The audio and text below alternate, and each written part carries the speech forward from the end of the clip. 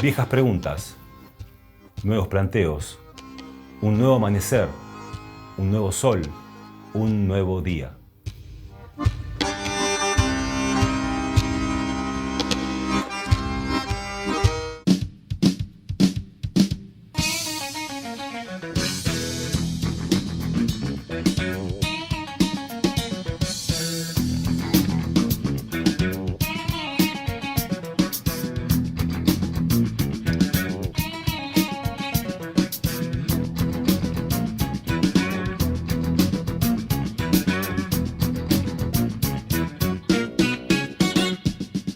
Asegura ser músico antes que otra cosa.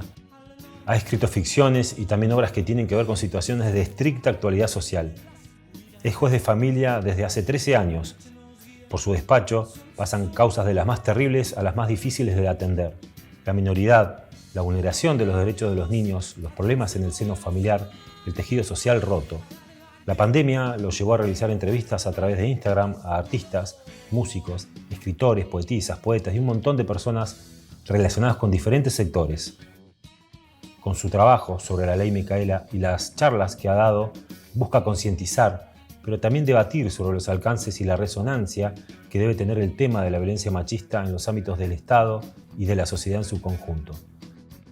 ¿Cómo es esto de que un hombre escriba y hable tanto sobre la violencia machista y de género? ¿Es un contrasentido o un aporte honesto, sincero, que busca posicionarse efectivamente del lado de quienes estrictamente la padecen a diario? La marea misma nos guía y al cambio. O sea, yo antes que nada soy músico. O sea, lo primero que hice en mi vida fue hacer música. Lo primero que estudié fue la música, lo primero en lo que me expuse públicamente fue la música. Y con la música tengo como vaivenes, ¿no? Como parates. Ahora me considero quizás más en actividad de lo que tiene que ver con la escritura, pero la música siempre está. De hecho, medio a propósito, en todos los libros hay música.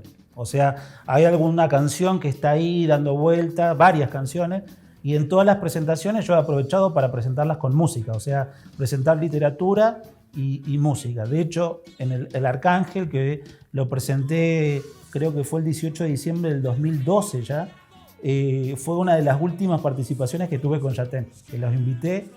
Después de ahí nos volvimos a juntar y bueno, el tiempo, las ocupaciones, las actividades de cada uno hizo que cortáramos, pero ahora nos volvemos a juntar para la presentación de este libro, que a su vez les cuento que está ilustrado por una artista visual que se llama Jessica Gallegos. Es algo también que nunca había hecho antes, o sea, que haya referencias ilustrativas, la tapa está ilustrada por ella. Así que también va a ser una mezcla de arte visual, de música y de literatura, todo eso junto.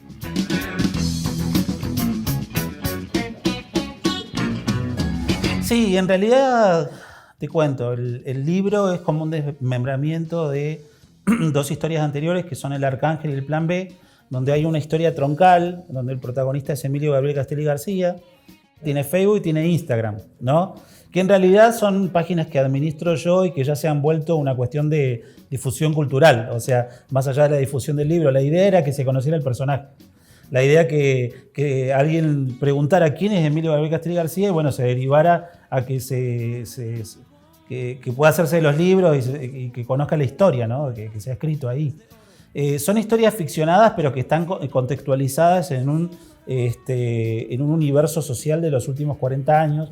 Y el Plan B, yo te diría que de los últimos 100, por eso toco las huelgas, la anarquía, los movimientos anarquistas de principio de siglo. Y siempre tiende también, por supuesto, a provocar, a incomodar, ¿viste? A dar testimonio de cuestiones que tienen que ver con grupos minoritarios. Estamos hablando de pueblos originarios, de obreros, de militancia, de la dictadura, o sea, de todo eso, ¿no? Desde ahí se desmembra dos personajes, dos o tres personajes que son Jaime, que es un empleado de Punta Arenas, que nacido en Chiloé, un empleado judicial, un criminalístico, digamos, y un detective que es Joan Manuel Jara, ¿no? Es una historia, es un policial negro, mitológico, con homicidios tanto en Punta Arenas como acá en Río Gallegos, ¿no?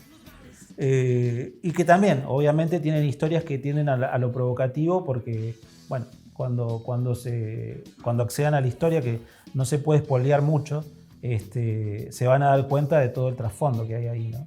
Y la idea es seguir la saga. La idea es continuar con un libro más que se va a llamar Lautaro y que en un momento pensé que iba a ser el último, pero ahora no lo sé.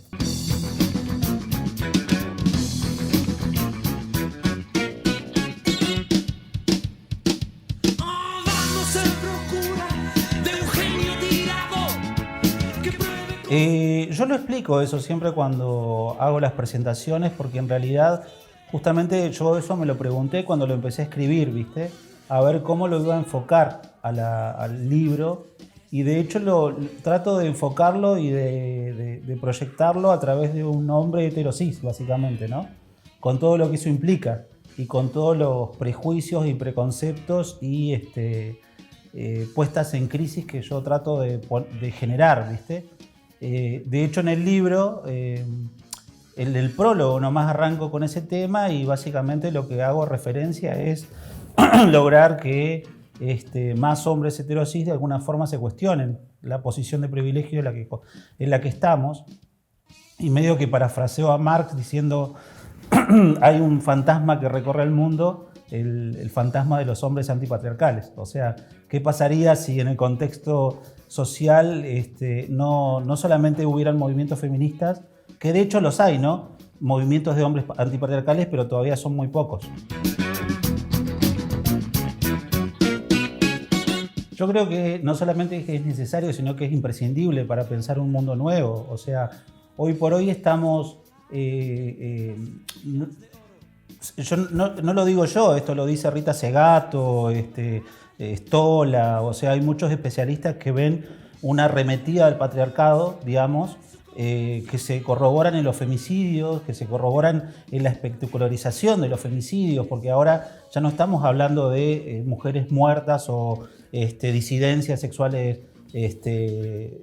como víctimas de homicidios, sino que aparte hay como una arremetida de moralización, o sea, desmembramiento de miembros del cuerpo, o sea, quemarlos, hacerlos desaparecer, desmembrarlos. Hasta, bueno, el año antepasado hubo una situación de un femicida que intentó hacer desaparecer parte del cuerpo en una parrilla. O sea, ya estamos hablando de cosas que tienen que ver con un mensaje, ¿no? Con un mensaje. Y también lo estamos viendo en otras situaciones, como lo que se denomina hoy la violencia vicaria, que es la intención de hacer sufrir a una mujer a través de sus seres queridos, como por ejemplo los hijos. O sea, hay muchas situaciones nuevas que se van generando que hace necesario que aquellos que de alguna forma tengan algún tipo de puesta en crisis, a su vez lo militen, quiero decir, o sea, lo puedan exponer socialmente.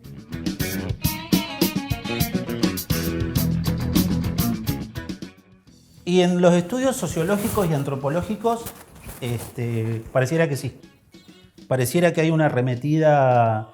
Bueno, y lo vemos en las redes sociales. Si ustedes observan algún tipo de noticia que tiene que ver con el feminismo o con el lenguaje inclusivo o cualquier situación que es, digamos, debatible, ponele, basta ver las redes sociales y los comentarios para ver el odio que surge de ahí, o sea, los insultos, las humillaciones que se exponen.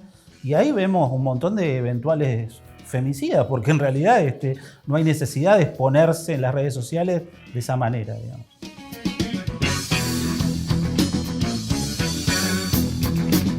La visualización de eso se observó claramente en lo que fue el debate por el tema del aborto. O sea, esa dicotomía, pero muy tajante, ¿no? Y estoy hablando no a nivel Argentina, sino a nivel, por lo menos latinoamericano, por lo menos occidental, ¿no? De aquello, y bueno, se ve una arremetida de lo que tiene que ver con una derecha liberal bastante intransigente con los derechos que tiene que ver con las mujeres, inclusive haciendo referencia a que el sistema patriarcal no existe, por ejemplo.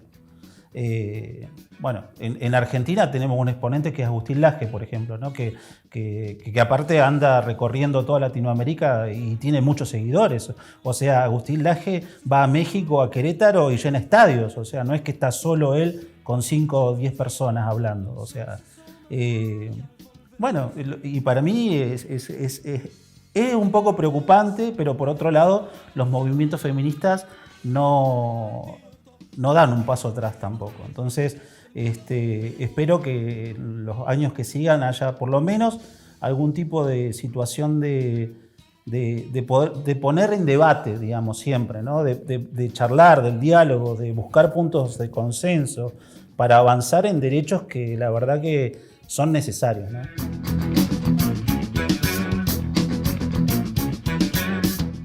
Es una muy buena pregunta que yo lo trabajo ahora en la segunda parte, que tiene que ver con la complejidad del asunto, ¿no? La complejidad requiere un compromiso de capacitación de aquellos que tienen que intervenir, que no pasa solamente por el conocimiento de la ley, sino también de conocimientos antropológicos, sociológicos, psicológicos, psicopedagógicos.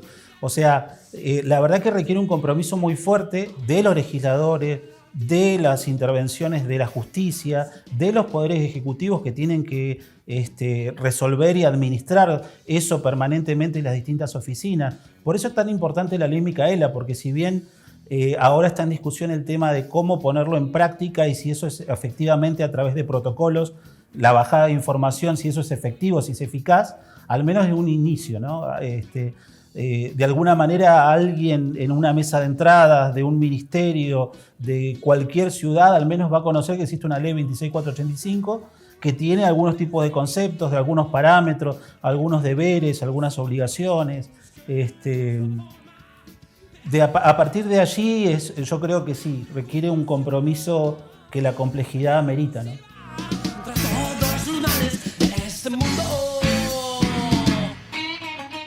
Analizo en perspectiva y la verdad que encuentro todo el tiempo situaciones que tienen que ver con lo simbólico, ¿no? Con todo aquello, con actitudes, con, no sé, nosotros en la década del 90 cantábamos Vení Raquel, vení con los muchachos, que no es nada más y nada menos que un acoso de un grupo de muchachos a una chica y la cantábamos en el boliche. Y hemos hecho filas cantando la canción de Cacho Castaña, Si te agarro con otro te mato, y así sucesivamente en diversas situaciones. Por otro lado, yo soy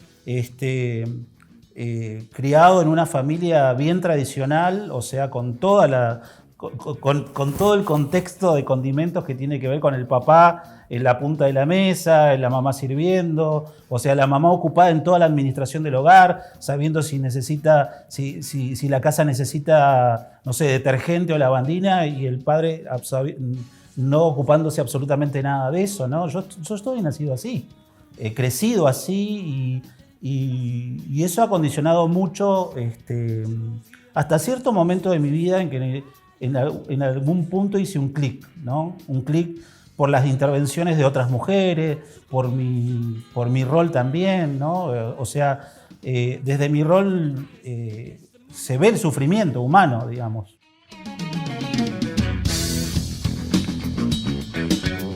No sé si un día específico o un momento específico, pero yo tengo dos situaciones puntuales. Mi rol como juez y la mirada con las víctimas, las intervenciones, ver cómo de alguna forma intervenir que sea eficaz. Y el otro es el crecimiento de mi hija. O sea, mi hija hoy tiene 16 años y la verdad que a mí en un momento yo me di cuenta de que lo que yo hacía a los 16 años, ella no lo va a poder hacer. O sea, y eso es terriblemente injusto para ella, digamos. O sea, irse como mochilera y recorrer Latinoamérica no lo puede hacer porque está en peligro su vida. O sea, su vida en cualquier momento, a la luz del día, en una plaza. Y la verdad que yo nunca tuve ese problema. O sea, yo he andado por diferentes lugares del país, he estudiado en La Plata, he pasado por el medio de las plazas y salvo que me vayan a robar, no hubiera pasado otra cosa. Pero ella tiene peligro que la violen, peligro que la maten.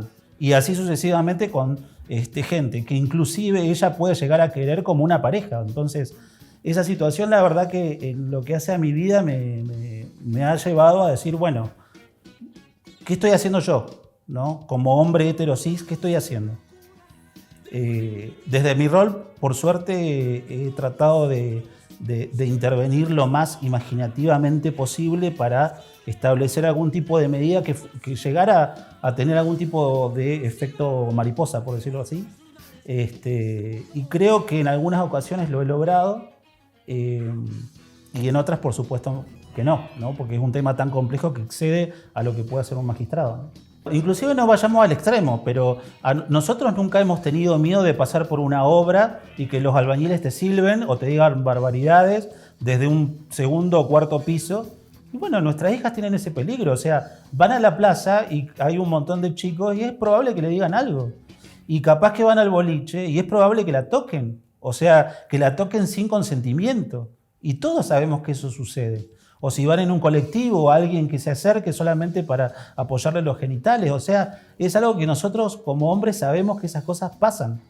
Y bueno, y ahora tendríamos que ver la manera de transformarnos en hombres incomodantes, como dice Luciano Fabri, que es un especialista en el tema, que incomodan, o sea, yo tengo de vez en cuando estas charlas con algunos amigos que de alguna forma captan, ¿no? Porque todos sabemos, los hombres heterosis, que estamos todo el tiempo haciendo chistes homofóbicos, estamos todo el tiempo haciendo chistes que tienen que ver con equiparar o homologar lo femenino con alguna situación negativa. O sea, desde el mariquita hasta decir la nenita o la mujercita o estás usando este colorcito o lo que sea. Son cuestiones simbólicas que conviven con nosotros, ¿no?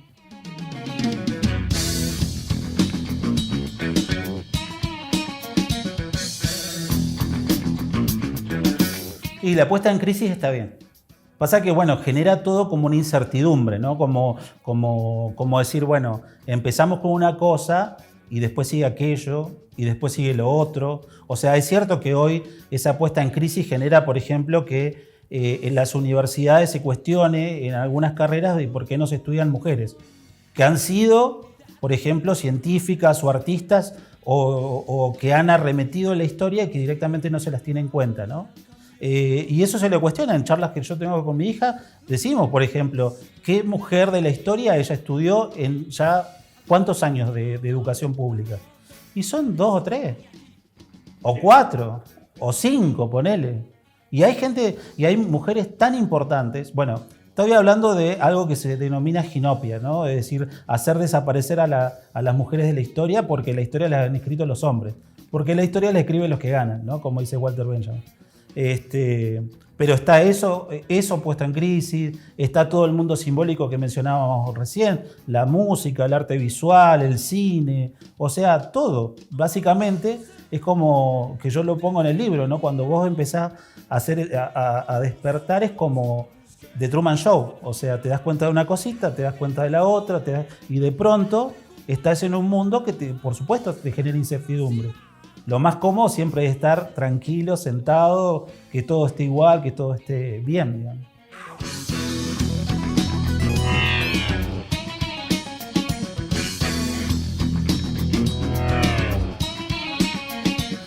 Y eso que es un intelectual muy importante, o sea, no es un improvisado, no es estos personajes que escriben en las redes sociales desde una mirada totalmente misógina, ¿no?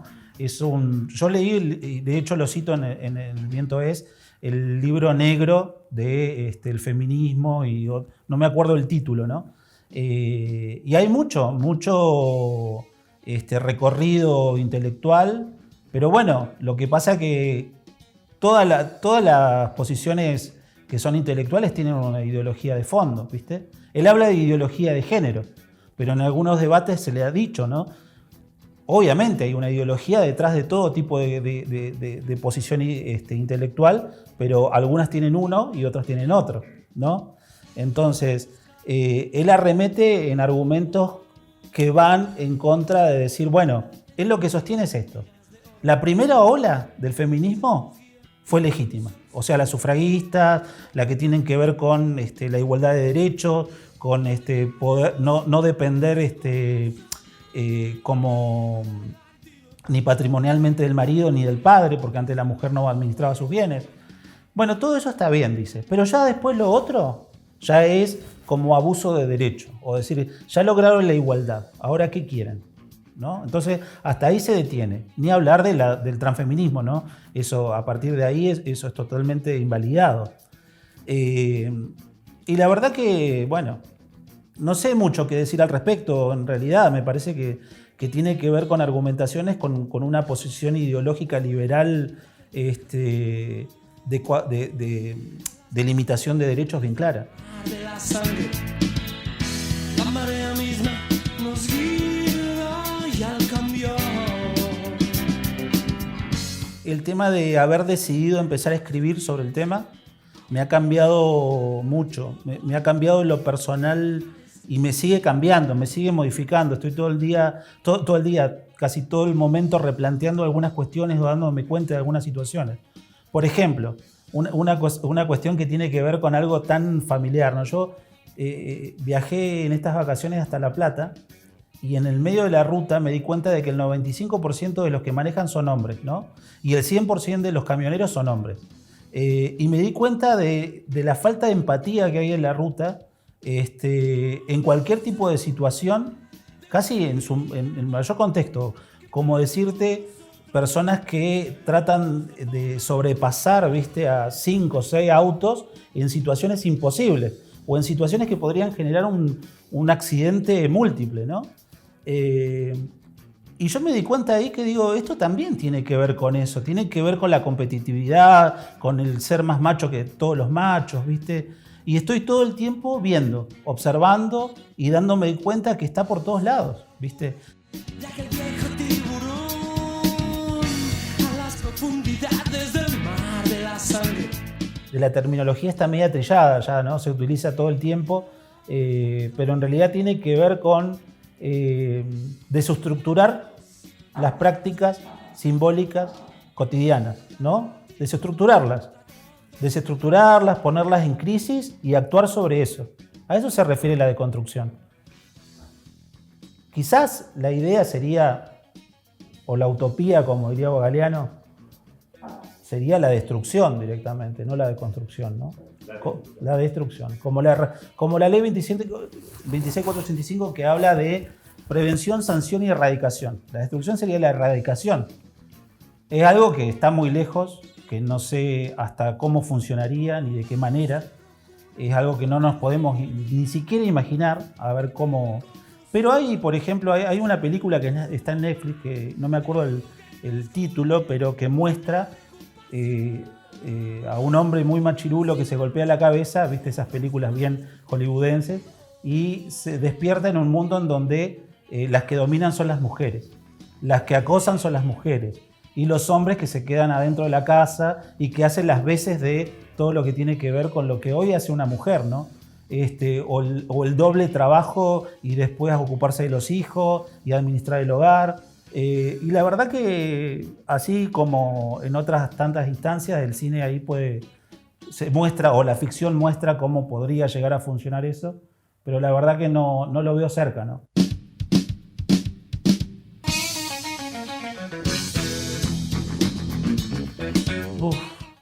¿Qué es impartir justicia? En términos conceptuales es interpretar la ley y los tratados internacionales a un caso concreto.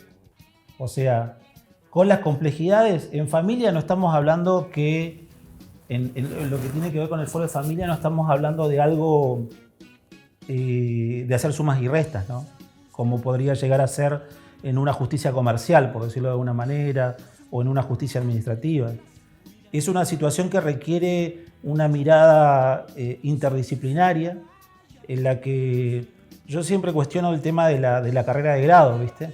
La carrera de grado de abogacía no nos prepara para eso. De hecho, siempre tiene que ver con el compromiso profesional posterior. Nosotros solamente, por lo menos en lo que tiene que ver con la Universidad de La Plata, Buenos Aires distinto, donde estudié yo, básicamente aprendemos la ley. Así, o sea, ¿qué es lo que dice la ley? Después te das cuenta que la vida es mucho más compleja, los problemas familiares son sumamente complejos y hay muchos caminos que tomar y muchas veces las situaciones son muy grises.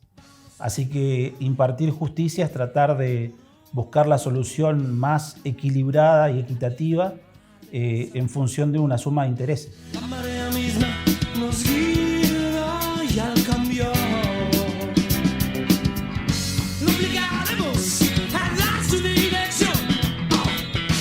Bueno, que ese es un tema, la verdad que está hoy en el análisis de todas las universidades, encuentros, jornadas, congresos, que es el tema de la pluriparentalidad. Que de hecho el Código Civil en el 2015 fue progresista en un montón de cuestiones, pero en este tema no quiso ahondar. O sea, hoy el Código Civil y Comercial dice que no podemos tener más de 2 filiaciones, ¿no? O sea, mamá y papá justamente con una raíz patriarcal y heteronormativa bastante, clara. O sea, la familia es mamá y papá, punto. Lo que pasa es que esto ha tenido movimientos y los movimientos se generaron primero por las cuestiones que tienen que ver con la fertilización asistida y todo lo que tuvo que ver con eso, ¿no? Familias homoafectivas que buscan en una tercera persona la gestación de su hijo, ¿no? Y la entremezcla de los gametos, de quién lo tiene en el vientre, con la intención de que esa tercera persona no generara lazos afectivos o filiatorios. Pero la cuestión es que la vida no es así, no es tan estática. Entonces surgieron cuestiones en las que finalmente se corroboró que había socioafectividad o incluso había acuerdo, finalmente, porque o era un amigo, o era un familiar, o una amiga. Y de pronto tenemos en el país niños que tienen o 2 papás o 2 mamás, y eso está pasando hoy. Lo que pasa es que la novedad de este caso es algo que nosotros tenemos un poco más vivo, porque todos conocimos en nuestra infancia, en nuestra adolescencia, o conocemos ahora personas que han tenido un papá del corazón, que ha sido más importante que el papá biológico, o ha tenido a los 2, inclusive con mucha presencia, inclusive 2 mamás, ¿no? O alguna madrina. Bueno, hoy se están abriendo las puertas para ese tipo de situaciones. La verdad que no sé hasta dónde llegará ni de qué manera, pero la semana pasada un adolescente, creo que fue en provincia de Formosa o Chaco, también se le fue declarado una segunda afiliación de un papá porque tampoco quería elegir. El tema es que ahora los chicos hablan.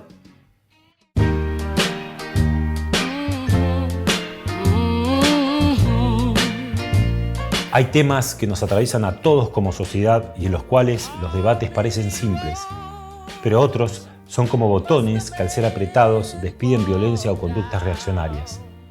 La segregación existente, con discursos de odio que cercenan debates intempestivamente, condiciona el abordaje adecuado de lo que realmente nos pasa. Llegar con la mayor integridad posible a la resolución de conflictos parece una tarea utópica o una batalla que, aunque se presume desgastante, es necesario poder dar. En definitiva, luchar por más derechos y libertades tendría que ser una misión casi natural de nuestro paso por este mundo.